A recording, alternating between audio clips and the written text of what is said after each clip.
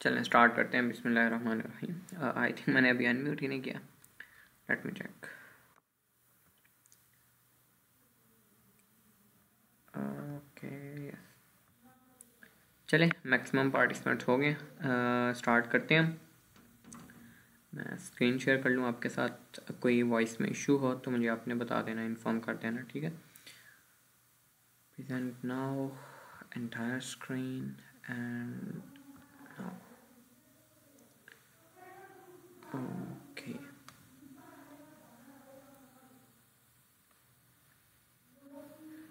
Voice issue हो रहा है, अब इशू हो रहा है। आप सबको ठीक आ रही है वॉइस?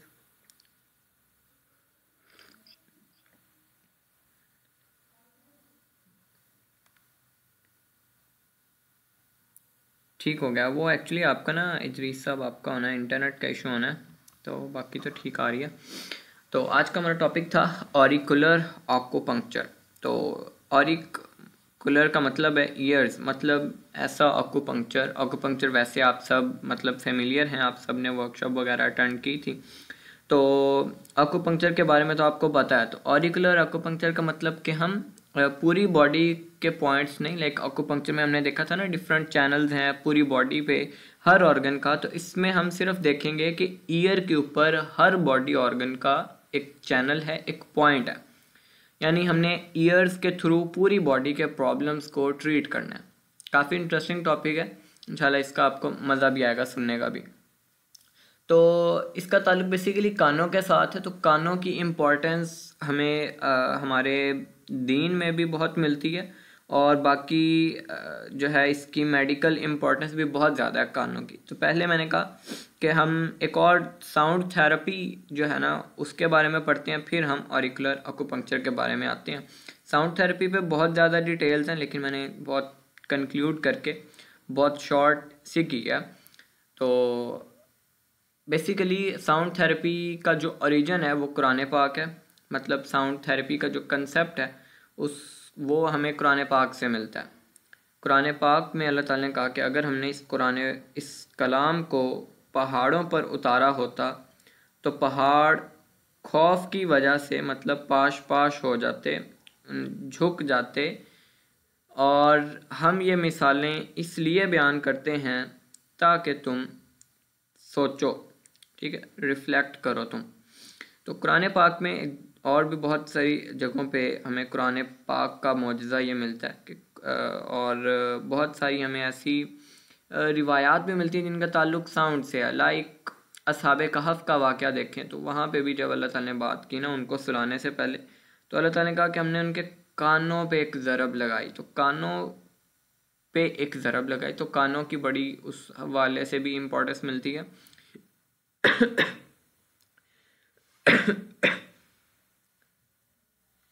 फिर कुरान मजीद में अल्लाह ताला ने कहा कि हमने इस कलाम में मोमिनों के लिए शिफा उतारी है, ठीक है। अब एक साइंटिस्ट है, फ्रेंच डॉक्टर, अभी पता नहीं ज़िंदा है या नहीं, अल्फ्रेड टॉमाटिस। इसने अपनी ज़िंदगी के 50 साल एक एक्सपेरिमेंट में गुजारे, और वो एक्सपेरिमेंट इसका था कि इस बॉडी जो हमारी सेंसेस है ना, like vision, hearing, touch, taste, ये इन सेंसेस पे एक्सपेरिमेंटेशन कर रहा था। तो उसके 50 साल ज़िंदगी के तजर्बात का नतीजा उसे ये मिला, एक्सपेरिमेंट्स के दौरान ही उसे ये पता चला कि जो हमारी ऑडिटरी नर्व्स हैं, लाइक जो कानों के अंदर नर्व्स मौजूद हैं ना, इन नर्व्स का ताल्लुक बॉडी के हर मसल के साथ है। इसीलिए हमारी जो बॉडी बैलेंस का ताल्लुक है, हमारी देखने का ताल्लुक है, फ्लेक्सिबिलिटी का ताल्लुक है, उसका साउंड पे बड़ा एक यानी इसका और साउंड का बड़ा इंपॉर्टेंट एक रिलेशन है। लाइक आप जैसी कोई सदमा सुने, फॉर एग्जांपल आप कोई ऐसी खौफनाक आवाज़ सुने तो आपका दिल एक डर सा जाता है और आप कांपने लग जाते हैं। तो आवाज़ का बेसिकली बॉडी के हर ऑर्गन पे एक अफेक्ट आता है। और उसे ये भी पता चला कि जो हमारा इनर ईयर है वो तमाम बॉडी पार्ट्स के साथ कनेक्टेड है, लाइक हार्ट के साथ भी, लंग्स के साथ भी, स्टमक के साथ भी, लिवर के साथ भी, इंटेस्टाइन्स के साथ भी। और उसने कंक्लूजन ये निकाला कि साउंड फ्रीक्वेंसीज जो है ना बेसिकली वो पूरी बॉडी को अफेक्ट करती हैं। और उसने अपनी 50 साल ज़िंदगी के एक्सपेरिमेंट से सबसे जो इम्पोर्टेंट बात निकाली वो ये थी कि उसने ये नतीजा निकाला कि जो हमारी सुनने की हिस्सा है, हियरिंग है, ये सबसे ज़्यादा कीमती हिस्से हमारी। Hearing is the most valuable sense. उसे ये पता चला कि ईयर्स जो है ये पूरी बॉडी को कंट्रोल करते हैं, बॉडी बैलेंस में इनका रोल है, हमारी मूवमेंट में इनका रोल है, हमारे नर्वस सिस्टम को कंट्रोल करने में इनका रोल है। तो जैसे हमने स्टार्ट में बात की, कुरान पाक में भी हमें ये मिलता है। कुरान पाक की बेसिकली जो तिलावत है वो ऐसी फ्रीक्वेंसीज उसमें है कि जो जैसे इनर ईयर से एंटर होती हैं तो हमारी बॉडी के एक एक सेल तक को वो चेंज कर देती हैं।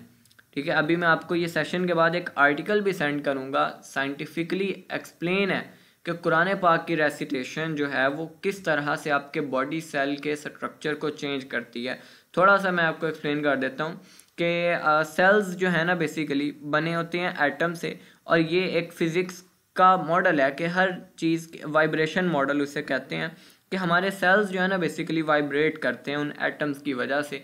तो जैसे ही कोई फ्रिक्वेंसी एंटर होती है ना तो वो उस हर एक सेल की वाइब्रेशन को जो है ना वो अफेक्ट करती है, सेलुलर स्ट्रक्चर को चेंज करती है। इसके अलावा आपने अहादीस में भी पढ़ा होगा, एक हदीस में बहुत मशहूर है कि एक बंदा मोमिन की दुआ जो है ना वो 7वें आसमान तक पहुंचती, जैसे उसने दुआ की 7वें आसमान तक पहुंची। तो मतलब साउंड ही है ना बेसिकली दुआ। तो साउंड एक इस तरह की एक नेमत है, एक इस तरह की चीज़ है जो अल्लाह ताला ने हमें दी है कि आप इस पे अगर गौर करें तो आप मतलब इसी से ही बेसिकली निशानी है ये अल्लाह ताला की। और जहाँ भी अल्लाह ताला ने कुरान पाक में बात की है ना, दिल, आँखें और कान, इनकी इकट्ठी बात की है। तो मतलब इसकी दिल की जगह ना बहुत सारे तर्जुमा करने वालों ने दिमाग भी डाला हुआ है ब्रैकेट में। हालांकि अल्लाह ताला बात करें दिल की और कानों की और आँखों की, तो कानों की मतलब बहुत ज़्यादा इम्पोर्टेंस कुरान पाक में भी है, अहादीस में भी है। तो बात कर रहे थे साइंटिफिक एक्सप्लेनेशन पे, वाइब्रेशन मॉडल है, ये आप सब ने पढ़ना भी है। ठीक है, वाइब्रेशन मॉडल ये कहता है कि हर सेल बेसिकली उसकी एक वाइब्रेशन है, उसकी एक फ्रिक्वेंसी है। लाइक हमारी सुनने की एक फ्रिक्वेंसी है 20 to 20,000 हर्ट्ज, और हम यानी पर सेकंड इतना सुनते हैं। और ये फ्रीक्वेंसी जाके जब कुरान पाक की फ्रीक्वेंसी हमारी सेल्स की फ्रीक्वेंसी के साथ वो कोलैबोरेट करती है तो ये सेलुलर स्ट्रक्चर को बदल देती है। तो यही पीछे मैकेनिज़्म भी है कि जो आप कुरान पाक की सूरतें पढ़ते हैं या दुआएं पढ़ते हैं और पानी पे मतलब वो फूंक मार के वो पानी जो है फिर किसी मरीज़ को पिलाते हैं, तो उसके पीछे क्या मैकेनिज़्म है? कभी आपने सोचा है कि इससे कैसे शिफा होगी? लाइक मैं तो पानी पे फूंक रहा हूँ और पानी वो मरीज़ पी रहा है। तो इसके पीछे भी साइंटिफिक एक्सप्लेनेशन है कि उससे पानी के जो मॉलिक्यूल्स का स्ट्रक्चर है वो कुरान पाक की आयात से जो फ्रीक्वेंसी निकल रही है वो फ्रीक्वेंसी वाटर मॉलिक्यूल्स को चेंज कर देती है। ठीक है, ये आपने इस पर आज सर्च करना है, पढ़ना है इसके बारे में ज़रूर।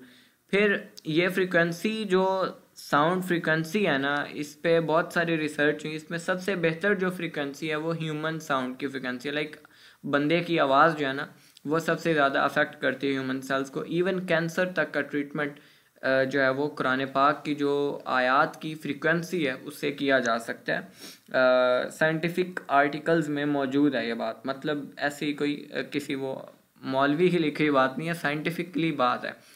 तो ये फ्रीक्वेंसी जब जाती है ब्रेन सेल्स में और इलेक्ट्रिकल फील्ड्स को इन्फ्लुएंस करती है, फिर सेल्स जो हैं वो रिस्पॉन्ड करते हैं उन फील्ड्स को और अपनी फ्रीक्वेंसी को उसके हिसाब से एडजस्ट करते हैं।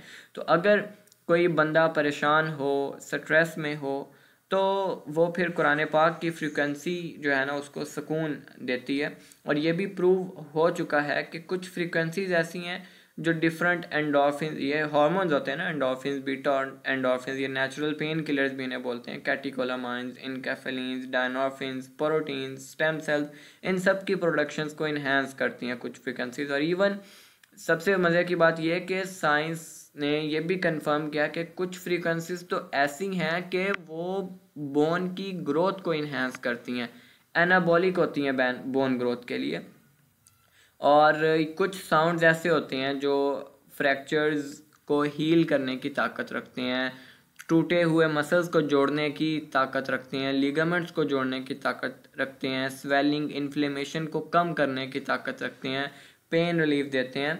तो ये मतलब कोई कोइंसिडेंस नहीं है कि अल्लाह ताला ने कुरान पाक में इतनी वाज़ेह इंस्ट्रक्शन दी है कि अपनी जो कुरान पाक की तिलावत है ना वो बेस्ट वॉइस में करो तुम, ठीक है, बेहतरीन लहजे में करो, क्योंकि साउंड जो है ना ये बेसिकली आपको ठीक भी करते हैं, और इसके अपोजिट अगर आप ऐसी आवाज़ें सुनते हैं जो आप के लिए नुकसानदेह, लाइक मतलब कोई नेगेटिव बातें सुनते हैं आप, हर सुबह शाम आपके इर्द गिर्द नेगेटिव बातें ही हो रही हैं, तो वो आपको बीमार भी करती हैं। सेम लाइक जैसे हमने अभी इतनी बात की है कि आपको कुरान पाक की रेसिटेशन जो है वो हीलिंग प्रोवाइड करती है, और साइंटिफिकली प्रूवन बात है।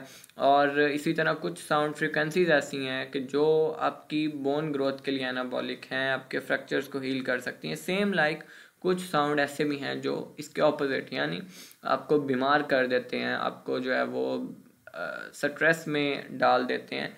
तो साउंड दोनों तरह के इफेक्ट हमें बॉडी में दे सकता है। तो ये तो बस थोड़ा सा इंट्रोडक्शन था साउंड थेरेपी के बारे में। अब बातें हैं मेन टॉपिक पे, जो आज का टॉपिक है ऑरिकुलर एक्यूपंक्चर।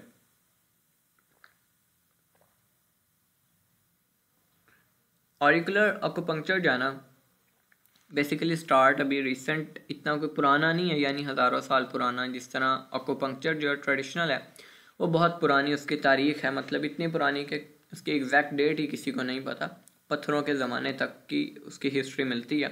लेकिन ऑरिकुलर एक्यूपंक्चर जो है ना, ये जब एक्यूपंक्चर को फ़रोग मिला ना ये 1937 में चीन में, उसके बाद ये इतनी ज़्यादा टेक्निक्स बनाई हैं चाइनीज़ ने, like electro acupuncture, scalp acupuncture, ये सारी उसके बाद आई हैं, यानी इनको फ़रोग ज़्यादा उसमें मिला। और ये सिर्फ चीन में नहीं बल्कि यूरोप में, वेस्ट में भी बहुत ज़्यादा मशहूर है। और एक जर्मनी की एक ऑरिकुलोथेरेपी एसोसिएशन है, उसमें 4000 मेंबर सिर्फ ऑरिकुलर एक्यूपंक्चर के हैं। ऑरिकुलोथेरेपी की डेफिनेशन की बात करें तो ये एक्यूपंक्चर की वो ब्रांच है जिसमें हम एक्सटर्नल ईयर का यूज़ करते हैं डायग्नोसिस के लिए और ट्रीटमेंट के लिए।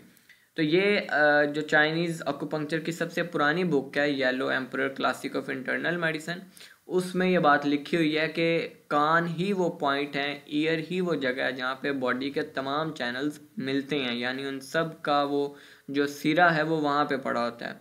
तो और इसी तरह बहुत सारी उनकी किताबों में वाज़े तौर पे ऑर्गन्स का, चैनल्स का रिलेशन कानों के साथ लिखा हुआ मिलता है।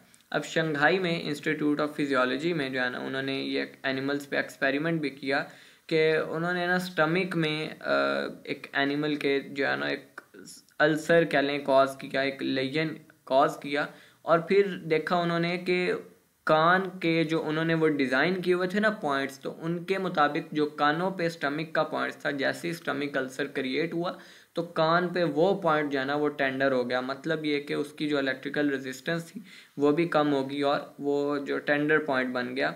और फिर उन्होंने इसको ह्यूमंस पे भी करके देखा। उसमें उन्होंने कहा कि आप आर्टिफिशियल गैस्ट्रिक अल्सर भी क्रिएट कर सकते हैं एनिमल्स में, फिनोफ्थलीन का इंजेक्ट करके सब म्यूकोजा के अंडर।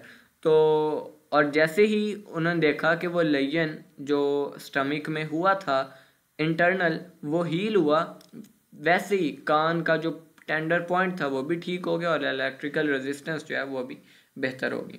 तो अब जैसे हमने पहले ही बात की है कि ये अभी कोई इतनी पुरानी नहीं थेरेपी, ये डेट भी आ गई है सिंस 1966। ऑरिकुलोथेरेपी जो है ना ये तब से यानी ज़्यादा चाइना में ये इसने उरूज पकड़ा, थेरेपी के तौर पे भी और एनेस्थीसिया के तौर पे भी। और मज़े की बात यह है कि ये दूसरे जो एक्यूपंक्चर, जो जनरल एक्यूपंक्चर है, उससे ज़्यादा इफेक्टिव है। लाइक पेन मैनेजमेंट में भी और बीमारियों के ट्रीटमेंट में भी ये दूसरे एक्यूपंक्चर से उन्होंने ये बात मतलब कंक्लूड की और उन्हें रिसर्च मिले कि ये उससे ज़्यादा इफेक्टिव निकला। ठीक है, और अब जो है वो इस तरह करते हैं कि अगर अफेक्ट्स उन्हें ना मिले तो वो दोनों को कंबाइन करके देखते हैं, यानी जनरल एक्यूपंक्चर को भी और इसको भी, जो ईयर एक्यूपंक्चर है इसको भी। तो अब ईयर एक्यूपंक्चर के लिए ना आपको सिर्फ ईयर की एनाटॉमी आनी चाहिए, उसमें भी कोई लंबी चौड़ी नहीं। लाइक अगर आपको पूरी ह्यूमन एनाटॉमी नहीं याद हो रही तो आपको कानों की तो ईजिली याद हो जाएगी। टोटल 15 पॉइंट्स हैं वो आपको यानी फिंगर टिप्स पे होने चाहिए। उसमें उनका 3 पार्ट्स में डिवाइड किया, एक तो एंटीरियर सरफेस, एक लेटरल सरफेस, एक मीडियल सरफेस, ठीक है। तो एंटीरियर सरफेस जो है ना उसको हम यांग का तो आप सबको आइडिया है ना, मतलब उसको तो दोबारा रिपीट करने की ज़रूरत नहीं है। इस तरह यिन का जो इंटरनल सरफेस है वो यिन कहलाती है, ठीक है। और बाकी लेटरल सरफेस जो है वो एक मिनट देख लें, हाँ वो भी यांग में ही आती है। अब उन्होंने ना बेसिकली किया क्या है, तो टोटल कानों पे 200 ऑक्यूपंक्चर पॉइंट उन्होंने बनाए हैं, और इसमें हम जो मोस्ट इम्पॉर्टेंट है वो डिस्कस करेंगे, ठीक है। ये अब कान का स्ट्रक्चर है, इसको आप गौर से देखें, ये किस स्ट्रक्चर के साथ रिजेंबल करता है। जो बताएगा उसके लिए अगली ऑक्यूपंक्चर में रजिस्ट्रेशन फ्री ऑफर है, जल्दी से बताएं ये किस स्ट्रक्चर के साथ ये कानों का स्ट्रक्चर मैच करता है।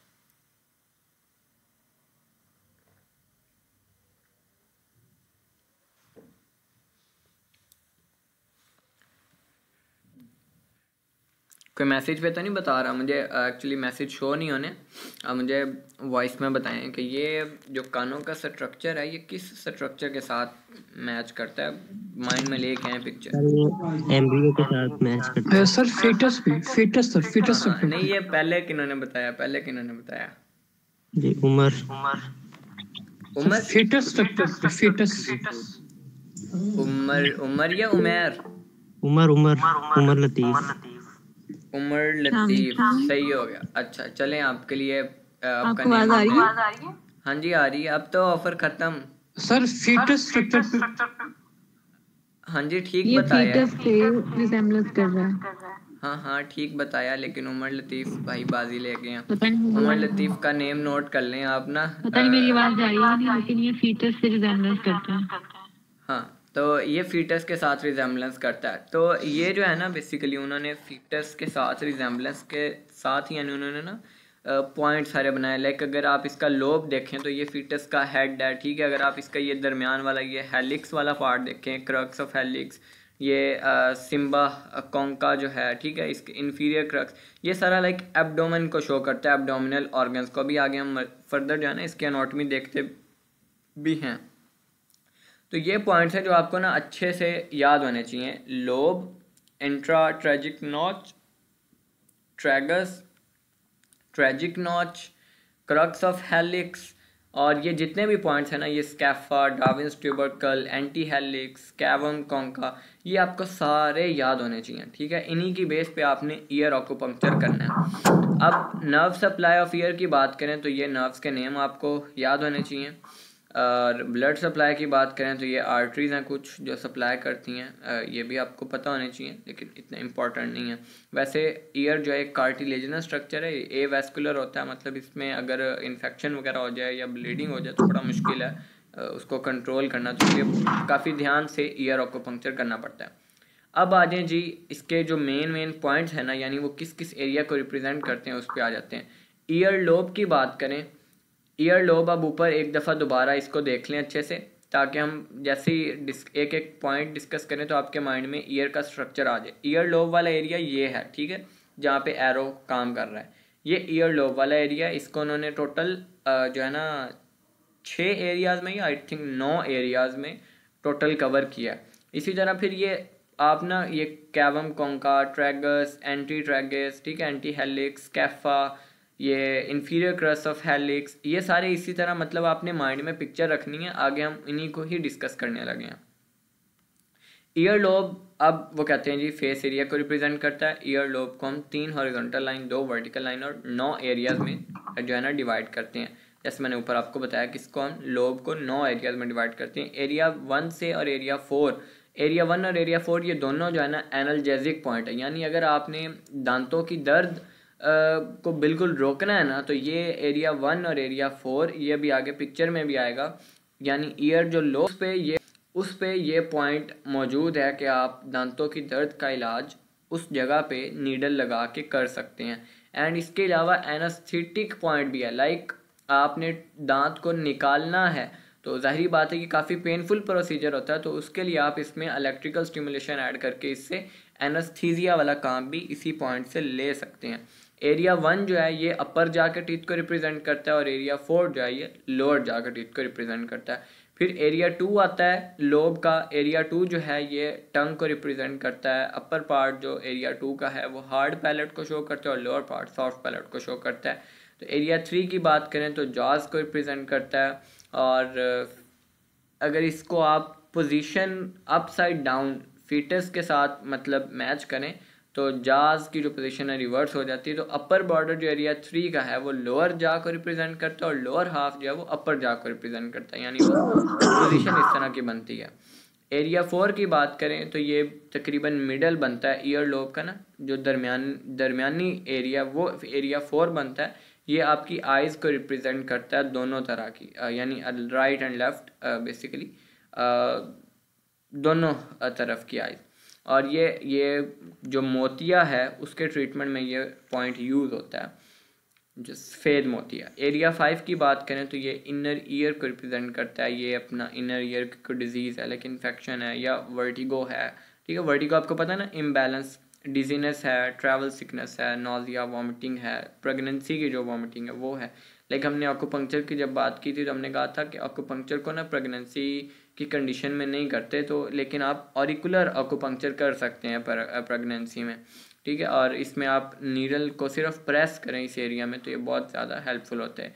एरिया 6 और एरिया 9 की बात करें तो इनका कोई आइडेंटिफाइबल पॉइंट नहीं अभी तक चाइनीज़ को मिला। एरिया 7 की बात करें तो ये टॉन्सिल्स और थ्रोट को बताता है।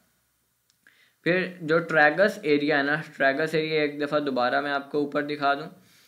ट्रैगस एरिया है ये वाला एरिया, ठीक है, ये वाला एरिया। अब ट्रैगस एरिया की बात होने लगी है तो ट्रैगस एरिया को भी इन्होंने 3 एस्पेक्ट में किया, लेटरल एस्पेक्ट, मीडियल और बॉर्डर ऑफ ट्रैगस।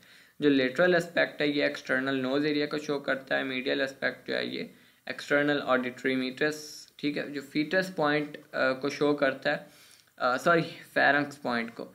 और इसी के नीचे जो है इंटरनल नोज एरिया होता है। और जो बॉर्डर है ट्रैगस का ये आपकी जो एड्रीनल पॉइंट है, लाइक किडनीज के पॉइंट ये बेसिकली हैं। और एक्सटर्नल नोज एरिया का जो पॉइंट है वो हंगर पॉइंट है, यानी अगर आपने भूख को सप्रेस करना है तो आप ये पॉइंट लगाते हैं। एंटी ट्रैगस की बात करें तो ये आपने बेसिकली इस तरह एक देखेंगे तो हमें काफ़ी टाइम लग जाएगा ना, तो ये आपको मिल जाएगी फाइल। आपने एक दफ़ा इसको अच्छे से, ये आपके फिंगर टिप्स पे होने चाहिए सारे पॉइंट ना। अभी हम एक दफ़ा इसका पूरा स्ट्रक्चर देखते हैं ताकि आपको ये पूरा वो क्लियर हो जाए। ये जो मेन पॉइंट्स हैं ना ये सारे यही हैं, ठीक है। ये हम एंटीरियर देखी थी सरफेस, अब ये बैक सरफेस आ गई। जो मेन है पॉइंट वो ये है एग्जामिनेशन ऑफ ईयर, ठीक है। हमने जैसे स्टार्ट में बात की कि ऑरिकुलोथेरेपी वो है जिसमें हम डायग्नोसिस भी कर सकते हैं और ट्रीटमेंट भी कर सकते हैं। डायग्नोसिस कैसे, कि इंस्पेक्शन के थ्रू। आप काइंडली म्यूट करें किनका। इंस्पेक्शन करते हैं कि हम कानों को एक गुड लाइट सोर्स के अंडर जो है वो एग्जामिन करते हैं, ठीक है। स्किन चेंजेस ऑब्जर्व करते हैं, किसी एरिया में स्किन चेंजेस तो नहीं है। लाइक आप में से कोई पेशेंट, सारी बात है, देखता है डेली रूटीन में तो आप उसके कान देखिएगा, आपको हर एक का कान डिफरेंट मिलेगा, ठीक है। किसी की स्किन ब्लैक हुई होगी कहीं से, किसी की स्किन वैसे एक्सकोरिएट हुई होगी, ठीक है, किसी में वैसे थोड़ा एरिया इन्फ्लेम मिलेगा आपको। तो वो जिस एरिया पे जो प्रॉब्लम होगी ना वो उस ऑर्गन के प्रॉब्लम को शो करेगा, ठीक है। जैसे हमने ऊपर अभी देखा कि अगर लोब में कोई प्रॉब्लम है ना तो ये जाहिर बात है फिर जो है वो उसका प्रॉब्लम है फेरेंक्स का या अपना सॉरी फेस का या आइज़ का प्रॉब्लम है। और इनको हम रिएक्शन पॉइंट्स भी कहते हैं, यानी जो कानों में बन जाते हैं किसी ऑर्गन, अंदरूनी ऑर्गन के इशू की वजह से। फिर टेंडरनेस देखनी होती है आपने पैल्पेट करके कि जो भी रिएक्शन पॉइंट आपको मिले, लाइक वहाँ पे कोई इन्फ्लेमेशन मिले, कोई स्किन एक्सकोरिएशन मिले, कोई कलर चेंज मिले, कोई वेसिकल मिले, वहाँ पे आप प्रेस करके देखें तो वो जो है ना आपको वहाँ पे टेंडरनेस मिलेगी, यानी उभरा हुआ उभार सा एक महसूस होगा। और इसके अलावा तीसरी इलेक्ट्रो एक्सप्लोरेटरी टेक्निक होती है, इसके लिए मशीन चाहिए, वो अभी हमारे पास इधर पाकिस्तान में अवेलेबल नहीं है। ये यानी मशीन ही हमें एग्जैक्ट वो डिटेक्ट करके दे देती है कि कहाँ पे इलेक्ट्रिकल रेजिस्टेंस कम है, ठीक है। तो जहाँ पे कम हो वो हमें पता चल जाता है कि ये उस ऑर्गन का जो है ना वो इशू है। फिर रूल्स ऑरिकुलोथेरेपी में आपने पॉइंट्स की सिलेक्शन में किस तरह से यानी सिलेक्शन करनी है, तो उसके आपके पास मल्टीपल ऑप्शंस हैं। एक तो ऑप्शन ये है कि जो ऑर्गन अफेक्टेड है ना, लाइक अगर स्टमक अफेक्टेड है तो हम कानों में जो स्टमक का पॉइंट है वो लगा देंगे। फिर दूसरा रूल है कपल्ड ऑर्गन का, ठीक है, जिस तरह चाइनीज़ में हमने देखा था कि लार्ज इंटेस्टाइन और लंग्स का पेयर बनता है ना, जो पहला पेयर है वो लार्ज इंटेस्टाइन और लंग्स का बनता है एनर्जी के फ्लो के लिहाज से। तो हम अस्थमा है तो लंग्स का प्रॉब्लम, लेकिन उसमें हम पॉइंट्स लार्ज इंटेस्टाइन एरिया के लगाएंगे। इसी तरह स्टमक और स्प्लीन का पेयर बनता है, तो हम स्टमक के प्रॉब्लम में स्प्लीन के पॉइंट लगाएंगे। ये कपल्ड ऑर्गन वाला प्रोसेस है। तो बहरहाल ज़्यादा अफेक्टिव जो है ना वो ये पहले वाला रूल ही है, या आगे एक रूल आएगा वो मैं आपको बताता हूँ, वो है। फिर फंक्शंस अफेक्टेड, यानी एक कानों पे अभी आगे एक पॉइंट आएगा कि ब्लड प्रेशर लोअरिंग पॉइंट है, यानी वो हाइपरटेंशन में ही लगता है, उस बेस पे भी हम कर सकते हैं। इस तरह हंगर पॉइंट अभी हम ऊपर देख के आए थे, तो वो ओबेसिटी वगैरह में हम लगाएंगे। फिर according to theory of traditional Chinese medicine relationships के लिहाज से, यानी जो ऊपर ये और थ्योरी है, ये अभी आपने नहीं पढ़ी होगी, उसमें यह कि लीवर का ताल्लुक आइज़ के साथ है, हार्ट का ताल्लुक टंग के साथ है, किडनी का ताल्लुक ईयर के साथ है, तो इसी तरह बोन्स के साथ भी किडनी का ताल्लुक है। ये शायद मैंने आपको बात बताई हो वर्कशॉप में कि बोन हेल्थ, लिगामेंट हेल्थ, ठीक है, इनका ताल्लुक किडनी के साथ होता है। तो हम उस हिसाब से भी कि अगर मुझे ईयर कोई प्रॉब्लम आ रहा है तो मैं किडनी के पॉइंट्स लगाऊंगा, ठीक है। अगर मुझे स्किन डिजीज़ कोई हैं तो मैं लंग का पॉइंट लगाऊंगा, ठीक है। अगर मुझे कोई आई डिजीज़ है तो मैं लीवर का पॉइंट लगाऊंगा। ये भी अफेक्टिव है, ठीक है। लेकिन पहले वाला जो रूल है ना कि ऑर्गन जो अफेक्टेड है उसी का पॉइंट हम लगा दें, ये ज़्यादा फ़ायदेमंद रहता है। और इसके बाद ये वाला, ठीक है, according to theory of TCM ये फ़ायदेमंद रहता है। बाकी भी पॉइंट्स हैं लेकिन वो इतने वो फ़ायदेमंद नहीं रहते। फिर दो ये बाकी एक हैं according to theory of 5 element इनकी थ्योरी, जिस तरह हमारी तिब में 4 एलिमेंट की थ्योरी है, इनके पास 5 एलिमेंट की थ्योरी है। फिर स्पेसिफिक पॉइंट होते हैं डिसऑर्डर के, लाइक हॉट पॉइंट है कानों में, वो फीवर के लिए ही यूज़ होता है, ठीक है। इसी तरह डिंग चुआन एक पॉइंट है, ये रिलीविंग अस्थमा के लिए यूज़ होता है। एसाइटिस पॉइंट है, एडीमा के लिए यूज़ होता है। फिर वेस्टर्न मेडिसिन के अकॉर्डिंग पॉइंट्स हैं, लाइक पेंक्रियाज का पॉइंट डायबिटीज़ मेलाइटिस के लिए होगा, एंडोक्राइन का पॉइंट एंडोक्राइन डिसऑर्डर्स के लिए होगा। फिर सिलेक्टेड पॉइंट्स लाइक हमने ऊपर अभी एग्जामिनेशन में पढ़ के आए हैं कि हमने इंस्पेक्शन की, पैल्पेशन की, हमें जहाँ पे टेंडर पॉइंट मिला हमने वहीं पे लगा दिया, ठीक है। अब उसमें जो भी उस रीजन में ऑर्गन आ रहा है वो उसको जो है वो लग जाएगा, ठीक है। तो ये भी एक रूल है, ये भी बेहतर है। फिर पॉइंट शेनमैन, ये एक ऐसा पॉइंट है जो हम तकरीबन ना ब्रॉड स्पेक्ट्रम है, जिस तरह ब्रॉड स्पेक्ट्रम एंटीबायोटिक्स होती है ना कि हर इन्फेक्शन में दे देते हैं, तो ये भी ऐसी है कि ये ऑलमोस्ट पूरी बॉडी में जहाँ कहीं पेन है ना ये पॉइंट तो हमने लगाना ही है। सिडेटिव है, एनाल्जेसिक पॉइंट है, ठीक है, और कानों की दर्द में बहुत इफेक्टिव पॉइंट है ये। इस पे मतलब सुई लगाते साथ ही 1 से 2 मिनट के अंदर यानी पेन रिलीफ मिल जाता है आपको। पॉइंट एंडोक्राइन होता है, ये भी शेनमैन पॉइंट की तरह एक बहुत इफेक्टिव पॉइंट है, यानी बहुत ज़्यादा इसको हम यूज़ करते हैं। और ये ऐसे है कि एंटीडोट पॉइंट है, यानी आप बहुत अरसे से दवाइयाँ खा के आपको उसके साइड इफ़ेक्ट हो गए, तो ये बेसिकली उसका एंटीडोट है, ठीक है, लिखा भी होगा I think. This area is often very useful when the patient has been on medication for a long period before commencing acupuncture. The point is particularly helpful in overcoming the effects of prolonged steroid therapy and its withdrawal effect. The tragus point and the Zhangfu are also very useful for general points for the establishment of homeostasis in various disorder. अब ये आ गया जी physical year chart, ठीक है, ये आप print करवा के रख लें तो बहुत बेहतर है, ठीक है। कलर में ही मैंने इसको ढूंढ के लगाया फाइल में, इसका आपको अच्छी क्वालिटी में प्रिंट भी मिल जाएगा, ठीक है। जैसे ये आपको पूरे डिफरेंट एरिया पे डिफरेंट ऑर्गन्स के वो मिल रहे हैं, तो यानी हमने लगा दें जैसे ये शेनमैन का पॉइंट अभी हम ऊपर डिस्कस करके हैं, तो वो ये यहाँ पे बन रहा है, ठीक है। ये यानी कि हर पेन के लिए बहुत इफेक्टिव है, ठीक है। फिर ये नीचे आपको सारे मिल रहे हैं पॉइंट्स, ठीक है। लीवर का है, ब्लैडर का है, पेरिकार्डियम का है, यूरेटर का है, यूरिनरी ब्लैडर का, सॉरी किडनी का है, पेंक्रियाज का है, फिर लीवर का है, स्प्लीन का है, ठीक है। ये सारे points parotid, asthma, anti histamine point है, ठीक है, यानी एंटी हिस्टामिन मतलब ये अर्टिकेरिया वगैरह में लगेगा। टेस्टिकुलर सिक्रेशन का पॉइंट है, ठीक है। सन पॉइंट है यानी हॉट पॉइंट, ठीक है। ओवरी सिक्रेशन का पॉइंट है। ये सारे पॉइंट्स हैं, ये आप इसको ये देखें, ये जो लोब पे के अभी हम पॉइंट डिस्कस करके आए थे, कि इसमें ये टूथ एनाल्जेसिया के लिए ये पॉइंट लगेगा, ठीक है। ये बेसिकली आपने पैल्पेट करके कंफर्म करना होता है, अगर टेंडरनेस मिले, कोई कलर चेंज मिले, फिर ही हमने लगाना होता है, ठीक है। और ये आप इसको प्रिंट करवा के रख लें, आप इसको कर सकते हैं। अब आगे आते हैं जी थेराप्यूटिक्स में। तो ये मैंने कुछ पॉइंट्स तो लिख भी दिए हैं इधर, कुछ कॉमन डिजीज लाइक सर दर्द है तो हम ऊपर जो सब कॉर्टेक्स का, फॉरहेड का, ऑसिपिट का पॉइंट है वो लगाएंगे, ठीक है। ये यहाँ पे आपको मिल जाएगा, आई थिंक सो ट्रैगस के पास कहीं पे सब कॉर्टेक्स का पॉइंट।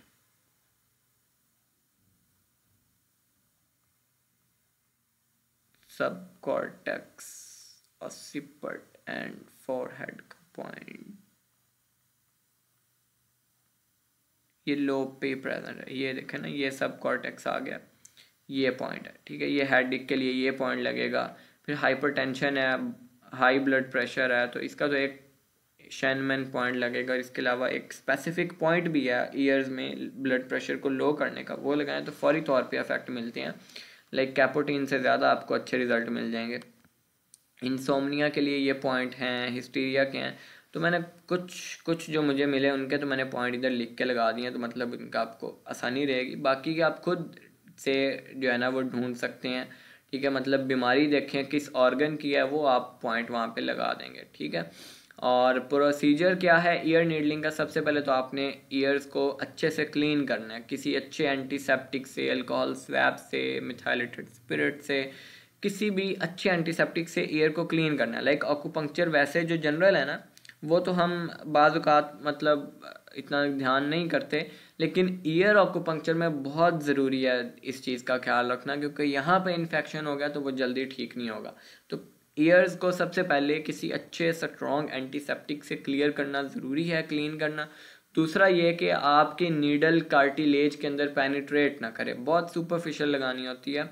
फिर इसके अलावा शॉर्ट नीडल्स यूज़ होती हैं, 0.1 इंच, 0.2 इंच, इससे ज़्यादा लंबी नीडल हम इसमें नहीं यूज़ करते, ठीक है। इसके अलावा और स्पेशल टाइप्स की नीडल इसमें होती हैं, लेकिन वो अभी इधर हमारे पास अवेलेबल नहीं है, लेकिन हम वही जो यूज़ करते हैं जनरल ऑक्यूपंक्चर में वही नीडल यूज़ कर सकते हैं इसमें भी, ठीक है। लेकिन यह कि बहुत छोटी नीडल यूज़ करते हैं, 0.1 एंड 0.2 इंच, इससे ज़्यादा बड़ी नीडल हम नहीं यूज़ करते। और ये बात का ख्याल रखना ज़रूरी होता है कि कार्टिलेज को पेनिट्रेट ना करे हमारी नीडल, ठीक है। और नीडल्स भी यानी आप डिस्पोजेबल वाला सिस्टम रखें कि एक नीडल एक ही पेशेंट पे लगानी, उसको दोबारा से साफ़ करके, चाहे एंटीसेप्टिक से साफ़ करके, दूसरे पेशेंट पे नहीं लगानी, ठीक है। ये यानी हर पेशेंट की अलहदा नीडल हो, न्यू नीडल हो। और इनर और जो एक्सटर्नल ईयर है दोनों के एट अ सेम सिटिंग आपने पॉइंट नहीं लगाने, ठीक है। ये बैलेंस की इसके पीछे जो रीज़न मिली मुझे वो ये थी कि बेसिकली यिन और यांग का वो बैलेंस, फिर वो यानी हमें थेराप्यूटिक रिजल्ट नहीं मिलते जब हम दोनों को एट अ टाइम पे छेड़ देते हैं। तो या तो यिन के पॉइंट्स लगाने हैं या यांग के लगाने हैं, दोनों के एट अ टाइम नहीं लगाने। तो ये बेसिकली चाइनीज़ और इक्लोथेरेपी के पॉइंट्स हैं। इसके अलावा जो आपको मिलेंगे गूगल अगर आप करेंगे ना, तो फ्रेंच के पॉइंट्स भी हैं, लेकिन फ्रेंच के पॉइंट्स बेसिकली थोड़े से डिफरेंट हैं इनसे। जो ये एनाटॉमी चाइनीज़ की है ना, इससे थोड़े से वो आपको डिफरेंट मिलेंगे। फिर ये कि नीडल आपने हमेशा जो है ना वो परपेंडिकुलर या ऑब्लीक लगानी होती है। और इसके अलावा नीडल्स 30 मिनट्स के लिए लगाते हैं। और अगर स्टिमुलेशन हमें चाहिए हो तो फिर इलेक्ट्रो मैनिपुलेशन हम इसमें करते हैं, उसके लिए मशीनरी होती है, ABST 520 I think so name है मशीन का। तो उसमें डिफरेंट फ्रिक्वेंसीज होती हैं बेसिकली, कंटिन्यूस, इंटरमिटेंट। तो वो हम फिर वो इलेक्ट्रो अकुपंक्चर के लिए वो इलेक्ट्रो अकुपंक्चर मशीन यूज़ करते हैं। और ट्रीटमेंट का मतलब दौरानिया क्या होना चाहिए कि डेली हो, और या फिर एक दिन छोड़ के अगले दिन हो 15 दिन के लिए, ठीक है। और 15 दिन के बाद फिर उसके बाद रेस्ट पीरियड दिया जाए 15 दिन, और उसके बाद फिर दोबारा चेक किया जाए कि अब दोबारा ज़रूरत है या नहीं है, क्या इशू है। तो ये बेसिकली ऑक्यूपंक्चर और ऑक्यूपंक्चर के बारे में सब कुछ था, ऑलमोस्ट सब कुछ पूरा डाटा इस पे है। कोई फर्दर इसमें कोई और चीज़ नहीं है, मतलब जो एक्स्ट्रा हो सारा इसमें अल्हम्दुलिल्लाह मतलब हमारा कवर हो गया। तो इसको बस ये है कि अब आपने इसमें खुद एक्सपर्टी हासिल करनी है, लेकिन यह है कि पहली दफ़ा तो सुपरविजन में करें और उसके बाद जो है आप इंडिपेंडेंट भी करें।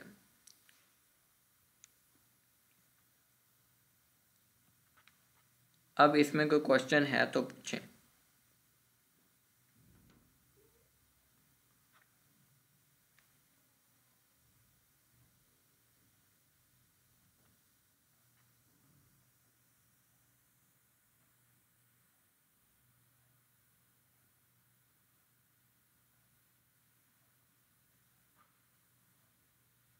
जी एनी क्वेश्चन?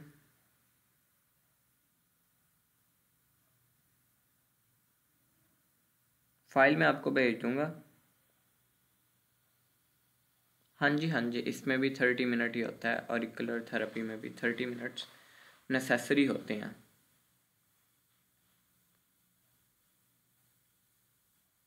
Minimum 20 minutes.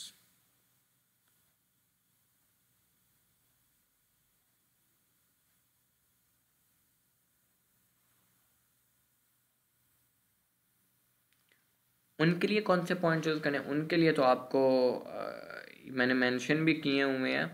तो उनके लिए हम यूज़ करते हैं जो हियरिंग इम्बैलेंस है ना, उसके लिए यूज़ करते हैं हम, ये याद करने दें, उसके लिए हम यूज़ करते हैं इंटरनल ईयर और किडनी का पॉइंट यूज़ करते हैं। ठीक है, जो कानों के ऊपर, कानों के एनाटॉमी में जो इंटरनल ईयर और किडनी का पॉइंट है ना, वो हम ये हियरिंग इम्बैलेंस में यूज़ करते हैं। अभी हमने लास्ट पे यही बात किया ना कि जो according to traditional Chinese medicine अगर फ़िलासफ़ी देखें तो ईयर्स का ताल्लुक किडनी के साथ होता है, तो किडनी के पॉइंट इसलिए चूज़ करते हैं और रिज़ल्ट भी मिल जाते हैं आपको। हाँ जी, होते हैं पॉइंट्स, उसमें यही है कि आप इंटरनल ईयर के पॉइंट लगाएं, शेनमैन का पॉइंट लगाएं और साथ वो लगाएं। हाँ जी, डायबिटिक पेशेंट में भी इफ़ेक्टिव होती है।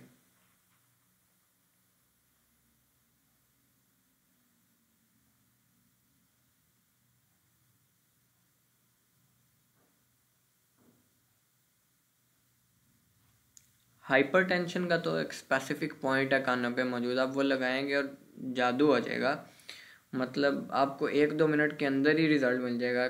स्पेसिफिक पॉइंट है हाइपरटेंशन का, वो मेंशन है आपको ना, वो पीडीएफ में नज़र आ जाएगा, तो वो आप देख लेंगे तो आपको मतलब उसमें ना वो मिल जाएगा।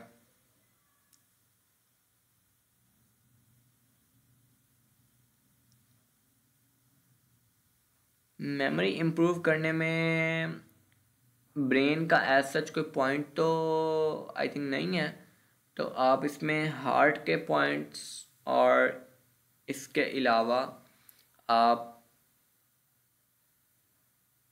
शेनमैन का जो मेजर पॉइंट है, एंडोक्राइन का जो मेजर पॉइंट है, ये लगाते हैं। अमरीना बतूल आपने क्वेश्चन क्या किया है? हाँ जी, मेंटल डिसऑर्डर में बहुत इफ़ेक्टिव होता है ये। बेसिकली जितने भी न्यूरोलॉजिकल डिसऑर्डर्स हैं उनमें तो ये सबसे ज़्यादा इफ़ेक्टिव होता है। ठीक है, न्यूरोलॉजिकल डिसऑर्डर्स यानी पहली प्रायोरिटी है कि ये न्यूरोलॉजिकल डिसऑर्डर्स मेनली ट्रीट करता है। अमरीना आपने क्या क्वेश्चन किया? सेंसोरी न्यूरल केसेस में आपने सेंसरी न्यूरॉन क्या पूछा आपने, या न्यूरोपैथी पूछना चाह रही हैं?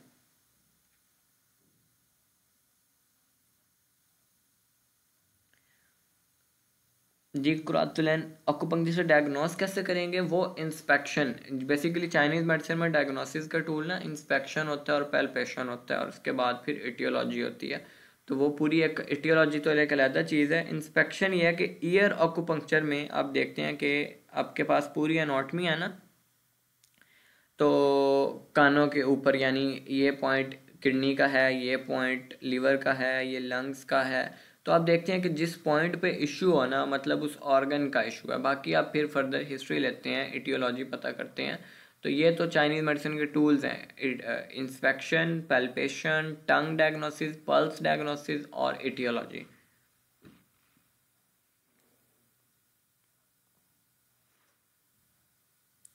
सेंसरी न्यूरल हियरिंग लॉस, इसका मुझे मतलब इसका बताएं, ये होता क्या है, मतलब इसमें क्या होता है?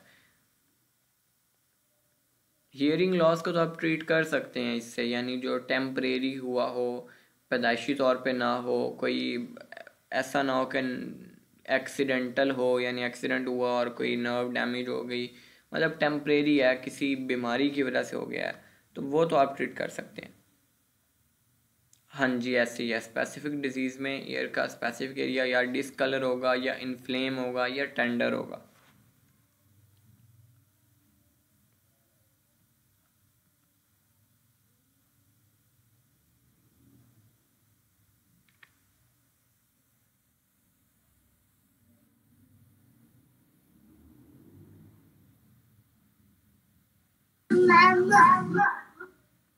इनर ईयर इन्वॉल्व होता है, तो इसमें मतलब नर्व कौन से इन्वॉल्व होती है, इसके पीछे मतलब इसकी पैथोलॉजी क्या है, इटियोलॉजी क्या है इसकी सेंसरी न्यूरल हियरिंग लॉस की?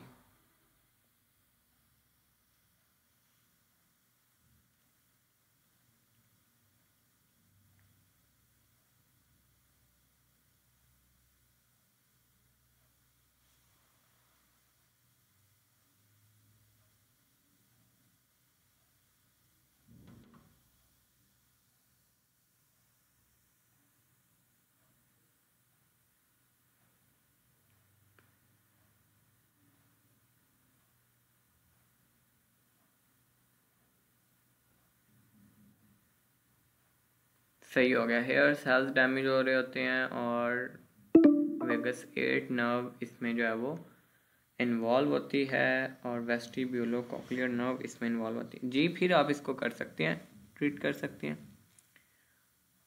हाँ, ये चीज़ पूछना चाह रहा था कि इसमें होता क्या है, ये कॉक्लिया में लाइंस की वजह से बेसिकली रिजल्ट होता है, इसको आप इजीली ट्रीट कर सकते हैं फिर तो। ईयर का प्रॉब्लम ईयर से ठीक नहीं होगा तो फिर बाकी ऑर्गन्स का क्या उन्हें ठीक करना, हो जाएगा ठीक।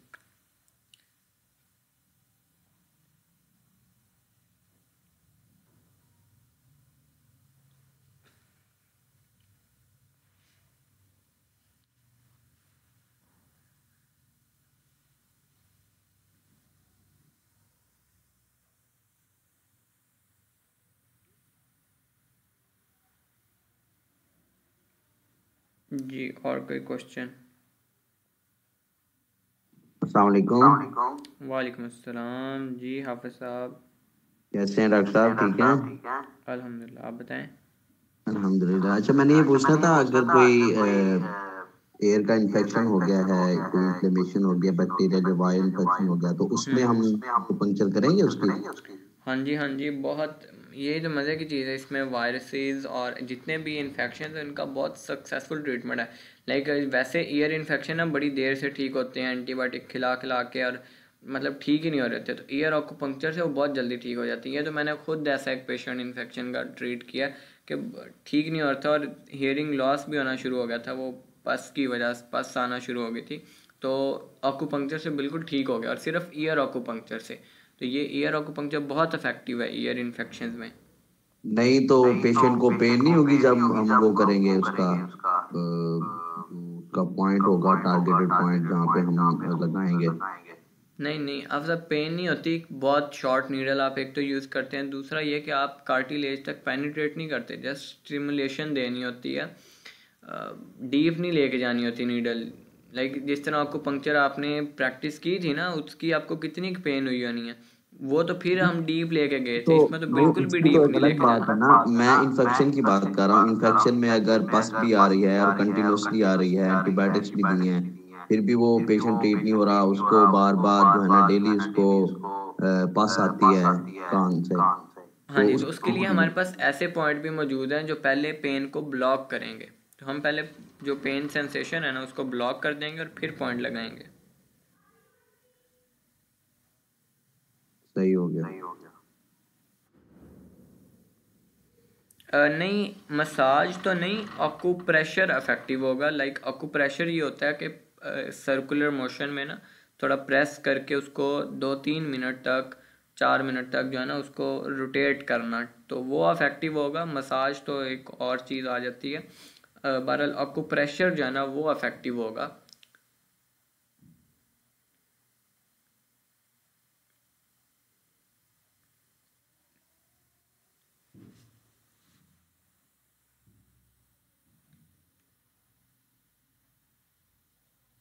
जी अली नुसरत साहब, आपने को क्वेश्चन करना है, हैंड रेस किया हुआ आपने।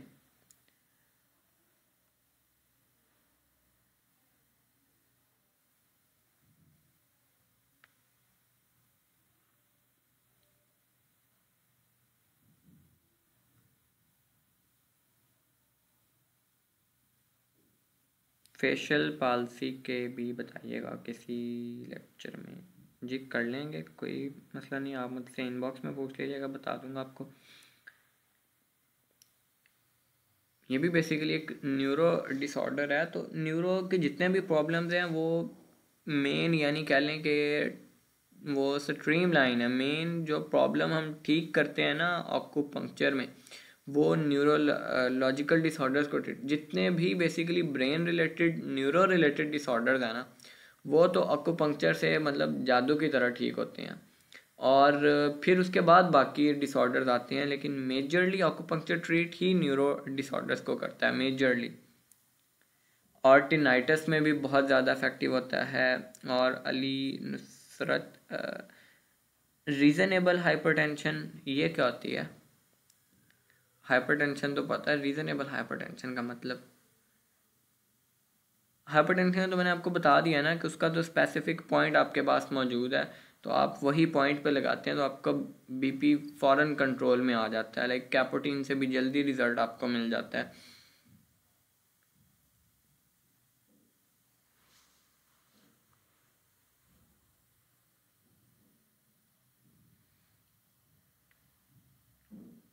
अच्छा उमर लतीफ़, आपके लिए गोजरा की वर्कशॉप फ्री, आना चाहें तो आ जाएं।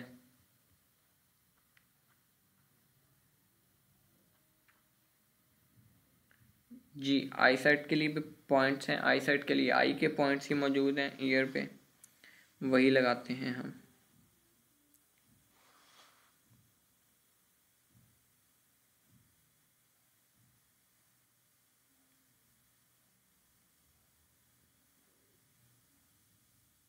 हाँ जी उसमें भी इफेक्टिव है। अमरीना आपने जो क्वेश्चन किया उसका बताया।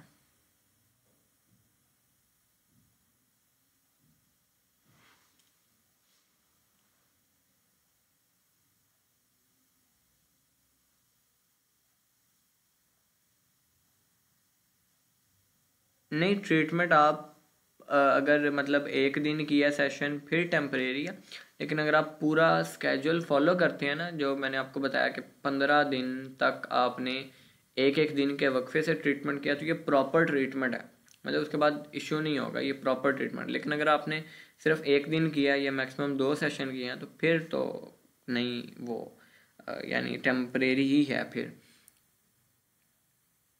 और अगर बाकी चीज़ें वो फॉलो कर ले, जो बाकी इटियोलॉजिकल फैक्टर्स हैं, फिर भी परमानेंट रहता है अफेक्ट।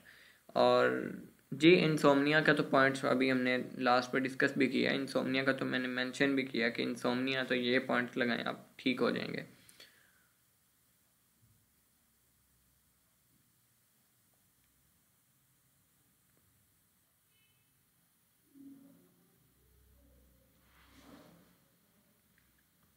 चलें सही है, अब तो एंड करते हैं। आज आप सबकी ट्रैकिंग हुई है, जिसने हाफ सेशन से ज़्यादा अटेंड किया होगा उसका ही हमारे पास रिकॉर्ड आना है। हाइपरटेंशन को ये टेम्परेरी, मतलब ये कि हाइपरटेंशन अगर तो क्रोनिक नहीं है, लाइक उसकी देखेंगे ना कॉज क्या है। अगर उसकी कॉज ही वो कोलेस्ट्रॉल का बड़ा होना है, तो सारी बात है ऑक्यूपंक्चर से हम इतना ज़्यादा तो नहीं कर सकते कि उसको सिर्फ ऑक्यूपंक्चर से ठीक करें। फिर डाइटरी मॉडिफिकेशन है, फिर बाकी थेरेपीज़ हैं, फिर बाकी जो 6 इसेंशियल फैक्टर्स हैं लाइक एक्सरसाइज है, वो सारे भी साथ मैनेज करवाएं तो फिर परमानेंट भी कर सकते हैं। लेकिन सिर्फ ऑक्यूपंक्चर से परमानेंट इलाज मुमकिन नहीं है। नहीं, ऐसे एक्यूपंक्चर के लिए कोई स्पेसिफिक टाइम, कोई स्पेसिफिक डेज नहीं है, जब मर्ज़ी करें। हाँ एक इनका लॉ है, उसको सर्कैडियन रिदम की तरह का, कि उसमें ना उन्होंने स्पेसिफिक टाइम हर ऑर्गन का बताया हुआ, अगर उस टाइम पे करें तो ज़्यादा बेहतर रिजल्ट मिलते हैं। ठीक है, बट स्पेसिफिक नहीं है कि ज़रूरी नहीं है कि ये इसी पे करना है।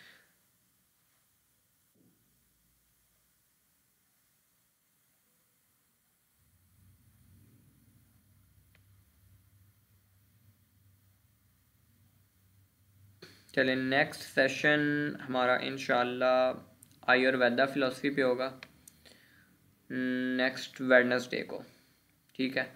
तो वो भी इंशाल्लाह सबके लिए काफ़ी बेनिफिशियल होगा, वो भी आप ज़रूर ज्वाइन करिएगा। आयुर्वेदा के बारे में आपको अगर आइडिया है तो भी ज्वाइन करिएगा, नहीं है तो भी ज्वाइन करिएगा। इंशाल्लाह बेसिक्स इसमें कवर करवाएंगे आयुर्वेदा के, और बाकी आप में से सब आई थिंक एक्यूपंक्चर कोर्स में तो ऐड हैं, तो बाकी मंडे को क्लास एक्यूपंक्चर की नेक्स्ट करेंगे हम। वो ना सायरा आप ने वर्कशॉप ली थी बहावलपुर वाली, आप कहाँ से हैं और बैम्स की हैं आप?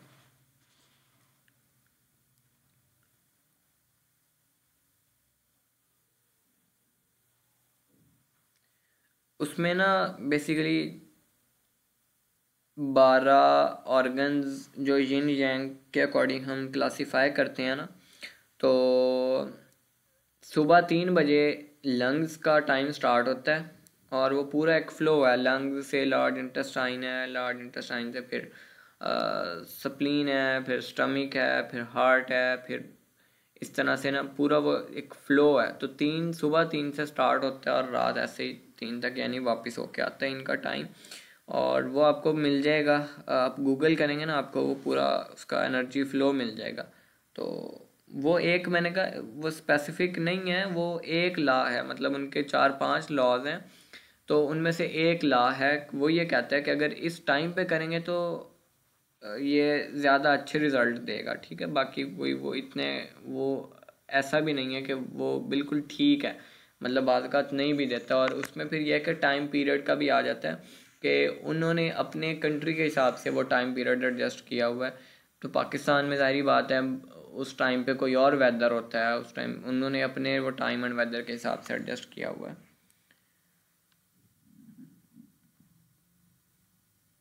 हाँ जी, मसल के स्टिफनेस के लिए भी नेक पेन को बड़ा अच्छा ट्रीट करता है। उसका तो एक मैं आपको एक्सपीरियंस भी बता सकता हूँ कि नेक जो अक्सर होता है ना, वो गर्दन बिल्कुल अकड़ जाती है, हिलती नहीं है, तो उसका बड़ा अच्छा ट्रीटमेंट होता है एक्यूपंक्चर से, एयर एक्यूपंक्चर से। तो इस तरह बाकी पूरी बॉडी के मसल स्टिफनेस को ये ट्रीट करता है। नहीं, जो हमारे होंगे ना एक्यूपंक्चर की क्लासेस मंडे से, वो हम वीडियो लेक्चर करेंगे, मतलब लाइव स्केलेटन पे ऑनलाइन डेमोन्स्ट्रेशन में। और बाकी ये सेशंस तो रिकॉर्ड होता है, इसकी आपको बाद में यूट्यूब वो मिल जाती है।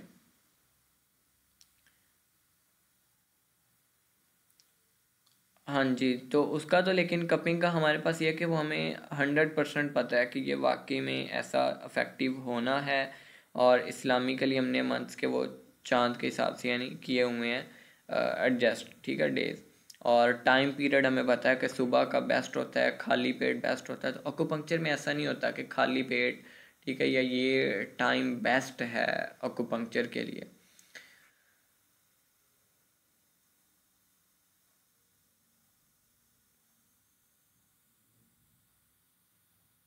अभी तो उमर फ़ारूक, अभी तो रजिस्ट्रेशन क्लोज़ हो गई है। अभी नेक्स्ट मंथ जो है ना, इसका मतलब नेक्स्ट बैच होगा, तब आप कर लीजिएगा ज्वाइन, फ्री ऑफ कॉस्ट ही होता है। और हाँ जी, वेट मैनेजमेंट में भी ऑरिकुलर एक्यूपंक्चर का बहुत अच्छा रोल होता है। उसमें एक हंगर पॉइंट स्पेसिफिक होता है वेट लॉस के लिए, वो लगाते हैं हम, और बाकी और भी पॉइंट्स होते हैं।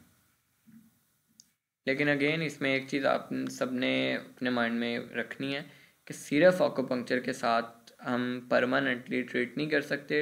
एमरजेंसी या टेम्परेरी रिलीफ तो ले लेंगे, लेकिन इसमें अगर आप साथ बाकी essential factor like exercise, rest, sleep, when wake cycle, psychological factor, diet and drinks, ये और इवैक्यूएशन, रिटेंशन, इन सब फैक्टर्स का ख्याल रखें तो आप बड़ा अच्छा बगैर मेडिसिन के ट्रीट कर लेंगे, ठीक है। तो एक्यूपंक्चर के साथ बाकी सारे फैक्टर्स की भी यूटिलाइजेशन सीखें, 6 इसेंशियल फैक्टर्स को, कि आपने किस बीमारी में किस तरह से इसेंशियल फैक्टर्स को मेंटेन करना है।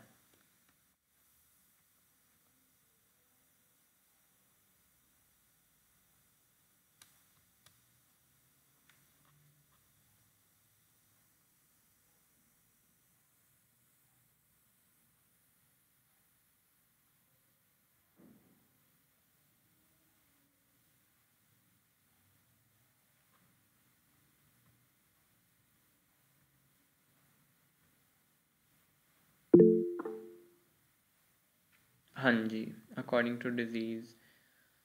सायरा आपने लेट ज्वाइन किया। वो मैंने आपको 10 टोटल रूल बताए हैं कि एक तो ऑर्गन अफेक्टेड के हिसाब से भी पॉइंट सेलेक्ट करते हैं, एक कपल्ड ऑर्गन के हिसाब से भी, ट्रेडिशनल चाइनीज मेडिसिन फिलोसफी के हिसाब से भी, टेंडर पॉइंट के हिसाब से भी, स्पेसिफिक पॉइंट के हिसाब से भी। तो वो आप बाकी एक दफ़ा PDF पढ़िएगा तो वो आपको ना उसमें क्लियर हो जाएगा।